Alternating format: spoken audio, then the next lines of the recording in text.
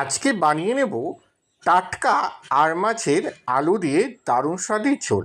তার জন্য আমি আর মাছগুলোকে ভালোভাবে ধুয়ে কেটে নিয়ে হলুদ নুন মাখিয়ে দিয়েছি। আর এদিকে কড়াইয়ের মধ্যে সর্ষে তেল দিয়ে গরম করে নিয়েছি। গরম করার পর মাছগুলো এক একটা করে ভালোভাবে ছেড়ে ভেজে নিচ্ছি। দেখুন, মাছগুলো ভেজে নিয়েছি। আর মাছটা ভাজার সময় কিন্তু তেলটা একদম হিট রাখতে হবে, না হলে মাছগুলো ফেটে যাবে। আর এই যে দেখুন, আমার মাছগুলো এক পিঠ ভাজা হয়ে গেছে। উল্টে পাল্টে আমি দুই পিঠই ভালো করে ভেজে নেব। আর মাছ যেহেতু খুবই নরম মাছ হয়, তার জন্য এটাকে বেশি নাড়ানুড়ি করলে পরে ভাঙার ভয় থাকবে। আর এই যে দেখছেন তো কি সুন্দর আমার আর মাছগুলো ভাজা হয়ে গেছে।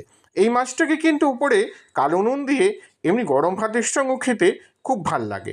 আর এতে কাঁটা কিন্তু খুবই কম হয়, তার জন্য ছোটো বাচ্চারাও ভালোভাবে খেতে পারে।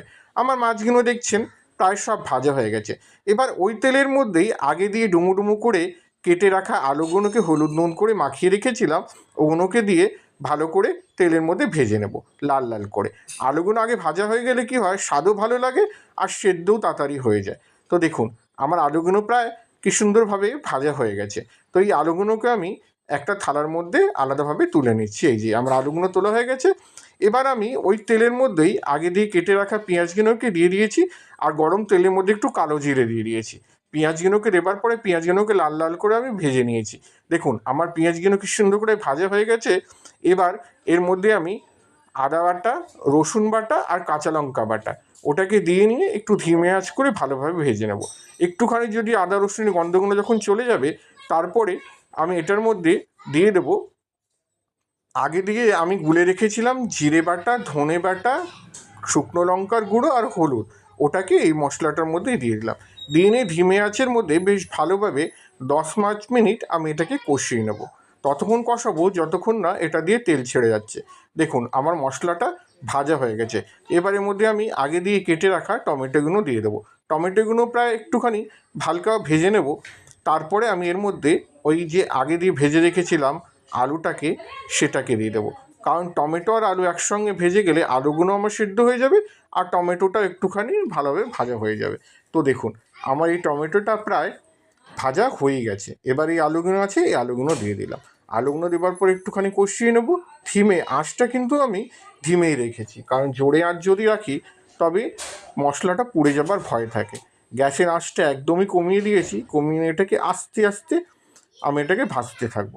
ততক্ষণ ভাজবো যতক্ষণ না এটা দিয়ে টমেটোর কাঁচা গন্ধটা আর মশলার কাঁচা গন্ধটা দূর হয়ে যাচ্ছে। এই যে এবার একটুখানির মধ্যে জল আমি দিয়ে দিলাম, যাতে নিচে না সেটে যায়। দিয়ে নিয়ে একটুখানি আঁচটাকে বাড়িয়ে নিয়ে ওই 5 মিনিট আমি একটুখানি ভেজে নেব। তারপরে দেখবো মশলাটা খুব সুন্দরভাবে তেল ছেড়ে দিয়েছে আর ভাজা হয়ে গেছে। দেখুন কি সুন্দর লাগছে না, গন্ধও কিন্তু খুব সুন্দর বেরোচ্ছে একেবারে।